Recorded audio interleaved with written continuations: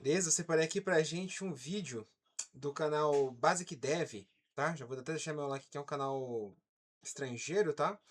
Utilizando aqui um recurso de dublagem automática do YouTube pra gente testar o recurso, né? E ver um pouco desse conteúdo novo postado aí, focado, né, com o final, né? O cursor está mentindo para os seus desenvolvedores, né? O fim da programação natural, né? O Vibe Code agora é o novo forma de programar, qualquer um pode programar. Vamos ver um pouco desse vídeo aí, comentar um pouco.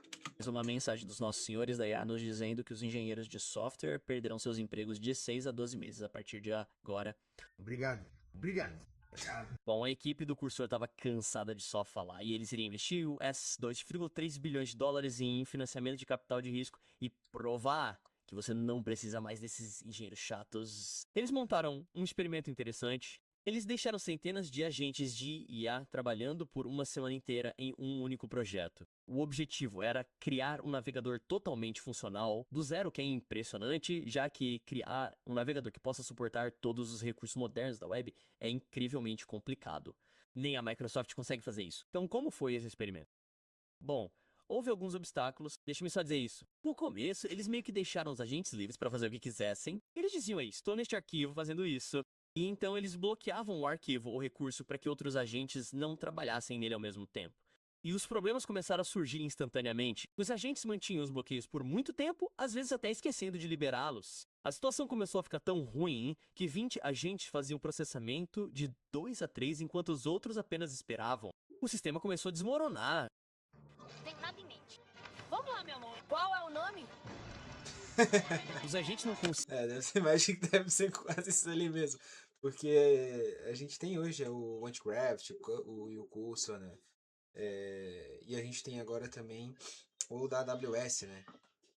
Que são IDS, desenvolvimento agêntico, onde você consegue fazer um desenvolvimento muito mais rápido, né? E o legal, por exemplo, do Gemini, que a gente tem a combinação do Nano Banana, tem a combinação do Gemini 3, né? Ele acaba se compilando e você gera imagem enquanto você está gerando arquivo programático, enquanto você tá criando uma aplicação, já gera imagem, coloca na aplicação. Então é uma coisa loucura, sim, loucura.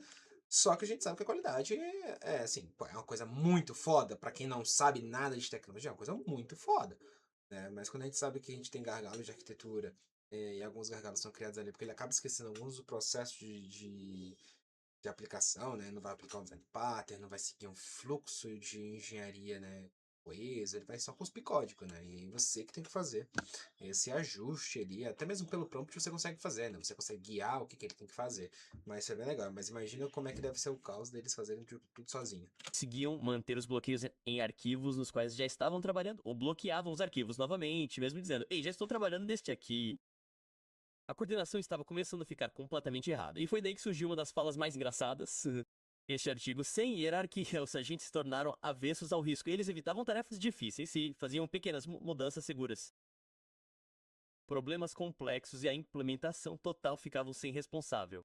Isso fazia com que o trabalho se arrastasse por longos períodos sem progresso. Talvez esses asiáticos estivessem pensando exatamente como os desenvolvedores, porque às vezes no planejamento você tem que ir para as tarefas fáceis e as vitórias fáceis e deixar as coisas difíceis para o outro cara ao seu lado.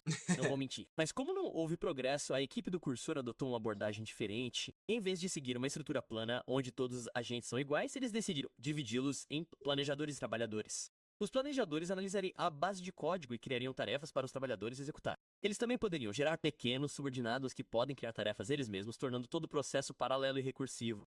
Enquanto os trabalhadores pegariam tarefas e se concentrariam inteiramente em concluí-las, eles não se coordenariam com outros trabalhadores nem se preocupariam com um panorama geral. Eles apenas se dedicam às tarefas atribuídas até concluí-las e então enviariam suas alterações. Aqui é um fluxo padrão de Agile, né? Aqui é o bendito do Agile. A gente tem ali a parte dos POs, né? Aqui a gente teria aqui os planners, né? Que estão pegando, identificando, fazendo análise de requisito, definindo as tasks para as demais, né? O chão de fábrica aqui, né? Que são os programadores aí, estarem pegando essas tasks, interpretando e fazendo, né? Esse aqui é o fluxo que é o que segue, né? O que a gente tem hoje, nossa cartilha Agile ali. É o que segue também o Waterfall, Cascata, até mesmo o Go Ross, tem isso aqui no menor escala, né? Você tem que saber. Primeiro você sabe, você mensura o que você precisa, e aí você passa a trabalhar em cima daquilo, né? O que vai separar entre os fluxos de trabalho é o quão organizado eles são, né? E o tempo que você vai fazer. No Go Ross é totalmente, você sabe o que tem que fazer e vai metendo louco, né? Mas você sabe o que tem que fazer. E aí você não tem que, enquanto você faz, que você vai planejando o que você vai ter que fazer, né? Normalmente já sabe o que fazer e mete o louco e não programa, não documenta, não faz nada. Aí você faz o Go Ross. Dentro do método de waterfall, você tem um método de cascata, que as coisas que dependem são colocadas acima, né? Então você vem sem dependência um atrás do outro. No método do Scrum, você separa muito bem tudo isso e faz tudo bem separado ali, até chegar no modelo do que a gente precisa. Então, pô, colocar os agentes para trabalhar dessa forma, pô, excelente. Tem uma IA que faz justamente isso, que ela faz uma equipe de programador, onde você tem um PO, onde você tem onde você tem o PO, tem o programador, tem o designer, tem tudo isso, que eles se organizam entre si e um passa a task pro outro para poder gerar a sua aplicação, né? Então, esse é um excelente método, segue um vibe coding bem estruturado, né? Um método de código por IA bem estruturado, porque segue o padrão que a gente já tem, né? O padrão que é desenvolvido dentro do processo que a gente já tem bem documentado, né? Então, é simples eles seguirem isso. No final, um agente juiz daria uma olhada no trabalho que foi feito e determinaria se continuaria ou demitiria todos os seus planejadores e trabalhadores e começaria do zero novamente. E aí, desenvolvedores experientes com o TAPT, a equipe do cursor revolucionou a hierarquia corporativa. Para mim, planejadores são donos de produto, juízes são nosso gerente e nós somos executantes de tarefas. É justo bem isso, né? Ah, o cursor revolucionou o programa. Não, cara, isso aqui é justamente o que eu acabei de explicar. Esses caras aqui são os POs, esse cara aqui é o seu gerente, né? E esse cara aqui é a gente, velho, é o chão de fábrica, né? Os bestas que pega task, arrasta ali card pro lado, né? A gente que tá fazendo isso daí, né? No meu caso, ao nível de engenharia, né? Que essa tem a diferença do analista, né? Pro engenheiro de software, que o analista normalmente ele vai ocupar essas posições aqui, e o engenheiro ele vai escorregar por essas posições aqui, tá? Podendo ser a maioria das vezes esse cara aqui. Então eu, particularmente, escorrego entre o PO e o analista e o chão de fábrica. Então normalmente eu sou o cara que levanta o requisito para mim mesmo fazer, né? Então acaba seguindo esse fluxo. Eu levanto o requisito, eu mesmo faço, levanto o requisito, eu mesmo faço, levanto o requisito, eu mesmo faço. Então acaba que, por conhecer todo o fluxo de processo de vida útil de software, você acaba seguindo nesses dois, né? Porque você sabe muito bem levantar um requisito muito bem, e você acaba sabendo executar muito bem, porque você levantou o requisito. Então acaba que você vai escorregando pelos dois, quando a maioria dos analistas ficam por aqui, tá? Então isso é bem legal. Então, por assim, o cursor não revolucionou nada. Isso aqui é o manifesto ágil, pô. O cursor foi lá e assinou o manifesto ágil. Na esperança de não sermos demitidos no próximo ciclo. Talvez a IA não seja tão diferente de nós. Talvez a IA seja apenas os amigos que fizemos ao longo do caminho. Tem essa estrutura, foi Né? deixar. O pessoal fala, né, que a IA ela vai tomar nosso trabalho, né? Igual o dono da Antrópico falou, de 6 a 12 meses a partir de agora. Cara, se a IA aguentar metade das humilhações que a gente aguenta, velho, ela pode tomar, velho, pode fazer renda universal aí, paga meu bolsa, né? E pode fazer o que eu Em faça. execução por uma semana inteira sem intervenção humana. Pelo menos assumimos que não houve intervenção humana. E ela escreveu 1 milhão de linhas de código em 1000 arquivos. E lembre-se, eles disseram que usaram trilhões de tokens GPT 5.2, né? Eles nunca deram uma análise dos tokens de entrada versus saída, e digamos que isso seja para apenas 1 trilhão de tokens usados. Isso poderia ter custado de 3 a 5 milhões apenas para aquela semana de execução. Caraca, Vamos o custo foi gigantesco, né? De 3 a 5 milhões de dólares, né? Usando o GPT-5. E aqui entra outro ponto, né? A gente tem que interpretar muito bem quando a gente vai estar fazendo uma aplicação, né? Quando você vai estar fazendo uma aplicação com IA, você tem que saber separar, mesclar muito bem essas IAs, né? Então, por exemplo, a gente sempre pode pegar ali um exemplo legal que eu consigo colocar para vocês. Eu consigo até desenhar aqui rapidamente pra gente. É que a gente tem algumas IAs, eu sempre coloco essas três, tá? A gente tem o GPT, a gente tem o Gemini e a gente tem o Claude, tá? Independente das versões que a gente tem hoje, desses três caras aqui, tá? O GPT hoje a gente tá na versão 5 ali, né? 5.2, né? O Gemini a gente tá na versão 3 e o Claude a gente tá na 4.5, né? O Opus, né? Que a gente usa para programação. Tá? Então, assim, independente dessas versões aqui que a gente tem de cada um desses caras, a gente sabe que esses caras aqui, eles têm fluxo de trabalho totalmente diferente, tá? Então, por exemplo, a gente tem o GPT quando a gente vai trabalhar com coisas mais generalistas, tá? Então, eu sempre trago isso aí até no paper, a gente sempre trago esse entendimento quando eu vou fazer alguma parada, fazer um treinamento de webcode pra galera, fazer um treinamento de IA, de como utilizar a IA para trazer a melhor coisa na documentação, justamente isso, a gente traz GPT para coisas generalistas, são coisas menores, coisas maiores, mais coisas generalistas, que a gente precisa de um conhecimento de massa, tá? Precisa de um conhecimento de aplicado a regras de negócio, tá? Então a gente tem regras de negócio e visual, tá? Com design, a gente trabalha com o Gemini, tá? Porque esse cara aqui é o que desempenha melhor, né? Se a gente for até puxar puxar uma mais aqui, peraí, deixa eu fazer o seguinte, vou puxar um aqui, esse carinha aqui, ele é o único que passa no bench de vending machine, certo? Então ele é o único que passa nesse cara aqui, que é o benchmark de vending machine, que é o que aplica a regra de negócio aplicada a negócio, tá? Então ele é o único, que é o Gemini 3, ele passa muito, sim, vende lavado de todos os outros, que é conseguir lucro dentro do benchmark de machine, então ele entende muito de regra de negócio e aplica negócio muito bem, ele sabe entender negócio, até porque ele tá dentro do ecossistema Google, né? Então ele sabe de tudo da gente, que a gente pesquisa tudo no Google, tá? E aí a gente tem outro carinha aqui, que é basicamente o nosso cloud, tá? Que é para codificação complexa, tá? Então você vai precisar de alguma coisa complexa, você consegue correção de erro, entendimento de projeto, codificação. Analfabeto é foda. Codificação complexa, então a gente precisa do cloud para codificação complexa. Você precisa fazer uma coisa extremamente complexa, precisa fazer uma correção de erro, precisa debugar alguma parada, fazer um sistema de teste. É cloud, tá? Se você fazer uma coisa mais geral, GPT, véio. Vai pro GPT, entender o teu projeto, vai pro GPT gerar uma documentação mais simples, o cloud também gera documentações técnicas excelentes, tá? E aí você vai orquestrando entre ele. Dentro do curso você consegue fazer isso, dentro do Gemini, dentro do Anti-Gravity você consegue fazer isso, tá? Dentro do AWS lá, que era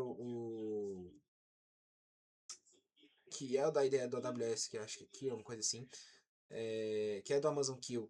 Você consegue estar fazendo isso, não sei se eles mudaram, né, o nome, mas você consegue estar orquestrando qual IA você vai estar fazendo ali, qual agente você está fazendo, e fazendo uma programação multiagêntica, tá? E você vai orquestrando entre eles manualmente, porque você vai sabendo qual tato você precisa, tá? Então, basicamente é isso. Então, quando você for fazer isso daí, você faz justamente isso daí. Vamos ver o que eles conseguiram produzir.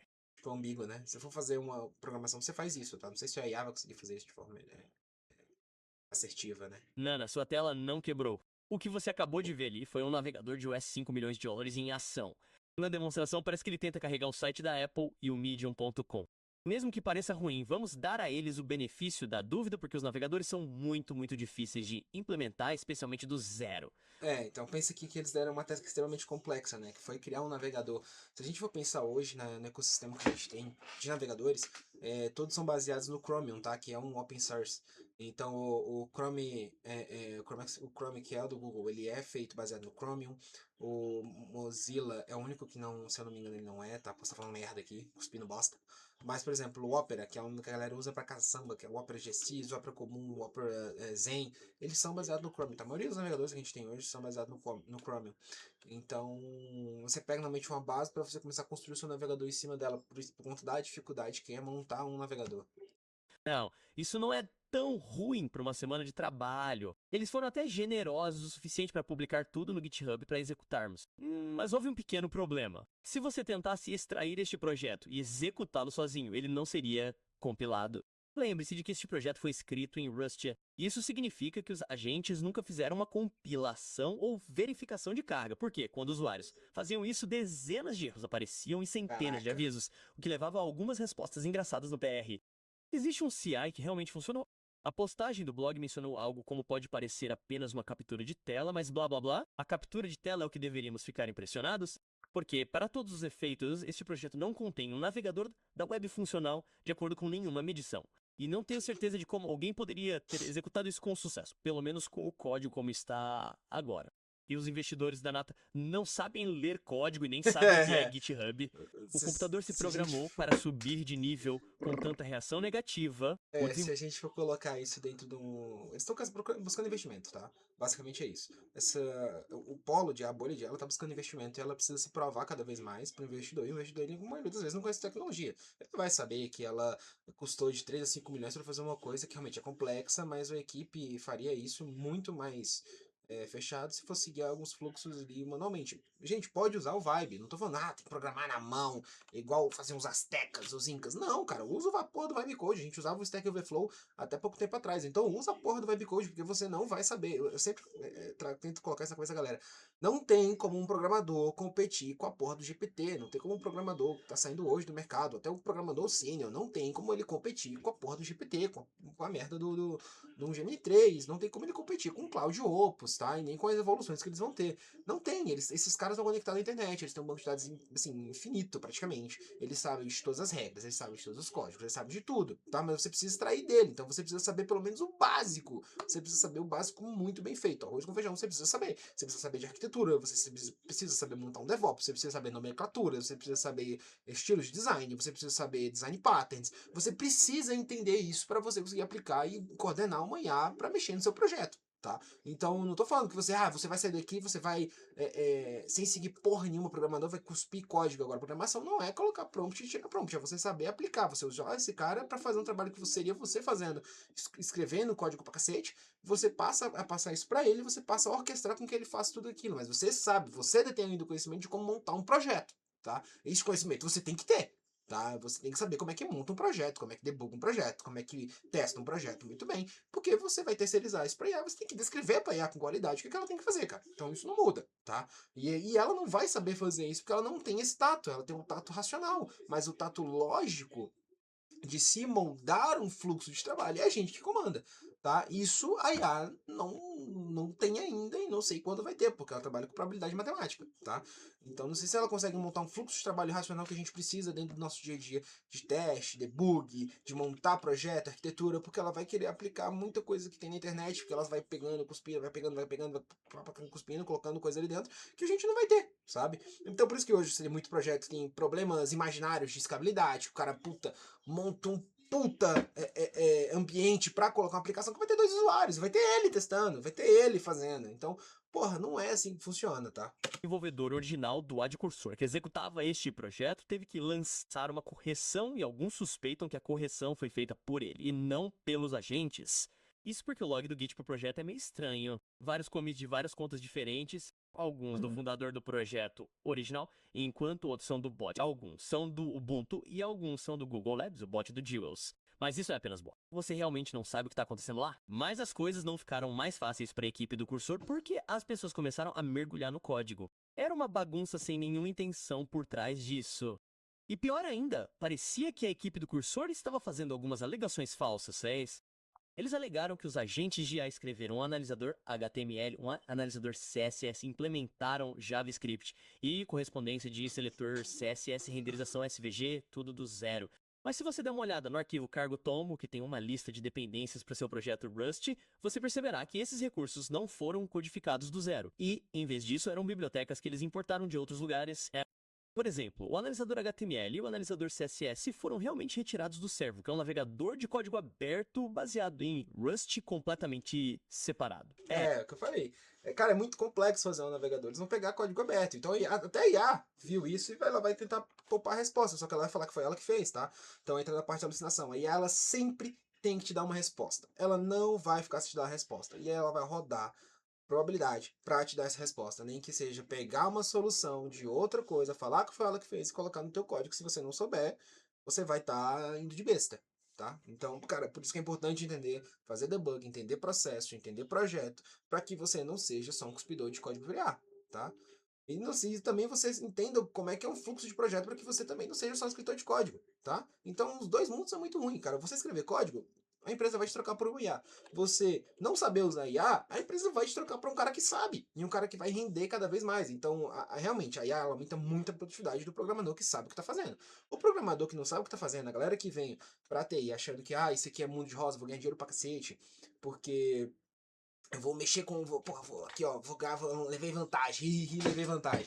Cara, eu vou sair dali, vou colocar um promptzinho, vai me entregar um site, eu vou ganhar dinheiro com isso? Não vai, cara, não vai. Você vai ter problema pra caralho, você não vai saber resolver esse problema. Você vai ter problema de responsividade, você vai ter problema de escalabilidade, você vai ter problema de usuário, de fluxo, de uso, você vai ter uma porrada de problema. E TI é resolver problema, tá? Quem tá na TI porque ama é porque é tudo louco, velho. A gente é tudo doido, velho. A gente gosta dessa porra, a gente é sadomasoquista. Vou fazer o quê? A gente ama isso aqui. Então quem vem por amor fica. busca, né? Agora quem vem achando uma brecha de dinheiro, vai levar vantagem, vai fazer as coisas com IA e vai ganhar dinheiro, velho, vai sair com pouco tempo. E até a IA é isso, né? A IA, ela vem com fluxo pra ganhar dinheiro. E a gente sabe que quando você vai pra ganhar dinheiro, você enche de linguiça, não faz muita coisa e dá nisso, né? Dá pra tirar muita coisa boa dela? Dá pra tirar, velho. 90% assim, dá pra tirar muita coisa boa. Mas tem que saber utilizar, né? E quando a gente não sabe utilizar, a gente faz umas cagadas. E para seu mecanismo JavaScript, eles usaram QuickJS, que o mantenedor deste projeto e a pessoa que executou este experimento disse: quero observar brevemente que o JSVM é personalizado e não QuickJS. Quando os usuários testaram seu JSVM, essa estratégia deu errado. Eles executaram um teste de ativo 3 no navegador que informa a quantos padrões da web ele realmente atende. Por exemplo, deixe-me executá-lo no Firefox. Como você pode ver, ele obtém uma pontuação de 97 de 100. Então, qual é a pontuação do navegador do cursor? Bem, ele nem conseguiu executar o teste, porque o JSVM personalizado não conseguiu executá-lo corretamente. E muitos desenvolvedores já suspeitavam disso quando viram que era um navegador baseado em Rust. Eles presumiram que ele foi retirado do servo, ou usa muita implementação do servo, ou tem conhecimento da base de código do servo, ou então eles começam a reutilizar isso. Eles Mas eles pegaram nunca praticamente o suspeitaram servo que ele e tentaram importaria mexer e diretamente cagaram do tudo, né? projeto deles. Embora a equipe do cursor tenha rejeitado algumas dessas alegações, algumas das dependências não foram realmente usadas, e algumas foram alteradas e modificadas e nenhum código direto do server foi usado no projeto. Mas acho que a equipe do cursor não examinou todo o código ainda, porque há fortes sobreposições em lugares que não deveriam haver. Por exemplo, alguns comentários. E serei completamente honesto, não sou um desenvolvedor bom o suficiente para julgar o quão bem esse navegador foi implementado. Mas felizmente, algumas pessoas responderam que eram boas o suficiente. Gregory Ten, um contribuidor e arquiteto geral do Serva, respondeu a este projeto. Expliquei detalhadamente por que sua frota de agentes autônomos falhou miseravelmente em construir algo que pudesse ser visto como É aquilo, né? Ah, mas você não sabe mexer. Cara, eu não sei, mas tem uma galera foda. É por isso que eu também não me acho um excelente engenheiro. Tô muito longe de ser, porque tem uns caras que é fora da curva pra cacete, tá? Não me acho nem mediano sequer. Eu acho que eu tô bem longe até pra ser mediano, porque a galera é muito foda. Tem indiano, pô, pra cacete, que é muito foda. Tem brasileiro que é muito foda. Não são a maioria, mas esses caras jogam a média muito lá em cima e assim, é eles que a gente tem que se espelhar, é eles que a gente tem que buscar para poder entender o projeto dessa forma, tá?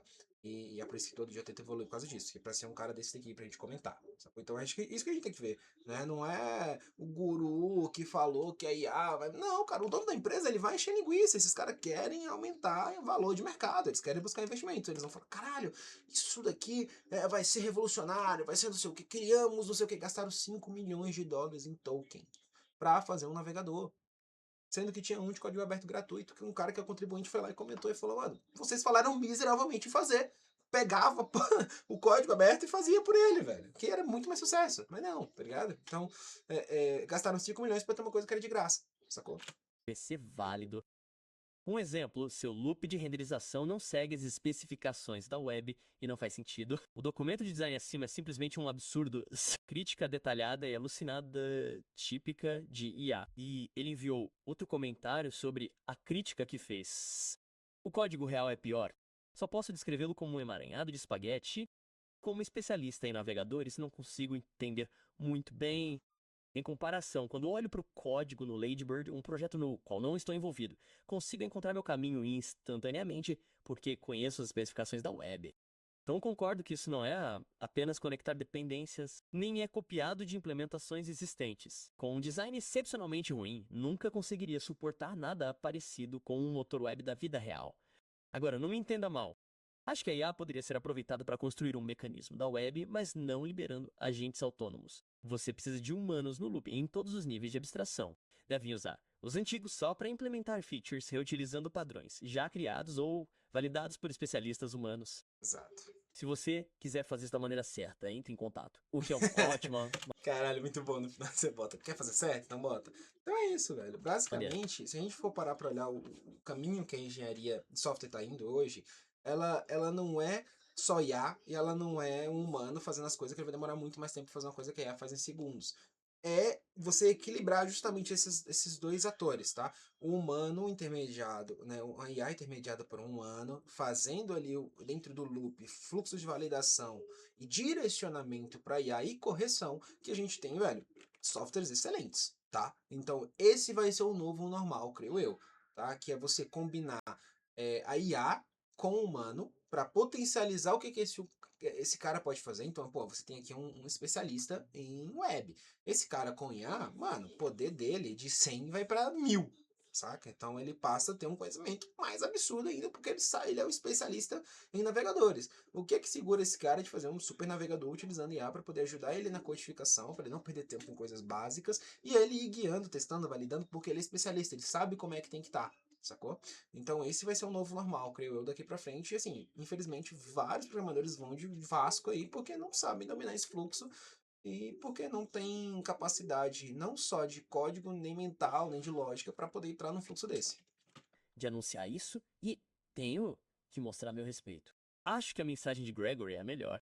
Esses agentes de IA não construíram um navegador. Eles construíram algo que pensaram ser um navegador. Eles não usaram padrões da web, eles não seguiram convenções, eles alucinaram e criaram uma monstruosidade que mal conseguem entender. A IA é uma ferramenta poderosa e útil, mas é isso que ela é. É uma ferramenta e é melhor aproveitada por pessoas e humanos no circuito que sabem o que estão fazendo e podem orientá-la em vez de milhares de agentes trabalhando e se esforçando no que acham certo. No final, acho que isso foi uma jogada de marketing da equipe do cursor para justificar sua avaliação maluca de o US vinha a 3 bilhões de dólares para um loucura. fork modificado do VS Code, mas ei, não posso culpar.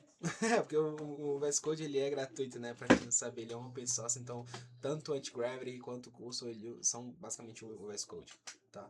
Então, basicamente é isso, né? A gente chega no feedback final aqui, no final desse vídeo, muito massa do Basic Dev, né? Com a dublagem automática, muito massa também essa feature do YouTube que tá sendo implantada pra gente conseguir consumir conteúdo estrangeiro, sem ter que ficar... Se eu trouxesse muito conteúdo em inglês aqui, a galera não ia conseguir entender, né? Não ia ter essa massa, mas isso aqui é muito legal, porque a gente consegue ver justamente isso. Entender, né? Dentro do fluxo, a gente precisa do humano, né? Então, vai ser justamente isso. A engenharia de software moderna, ela é basicamente equilibrar o ecossistema entre humano e máquina e saber utilizar muito, porque é uma ferramenta. E quem opera a ferramenta é humano, né? Não tem como você colocar a ferramenta para operar a ferramenta. Não tem como, cara. Então você passa a ter o humano como fator presencial nesse loop de desenvolvimento com IA, e aí sim você potencializa, você remove bug, você faz tudo porque o humano está intervindo no meio, tá bom?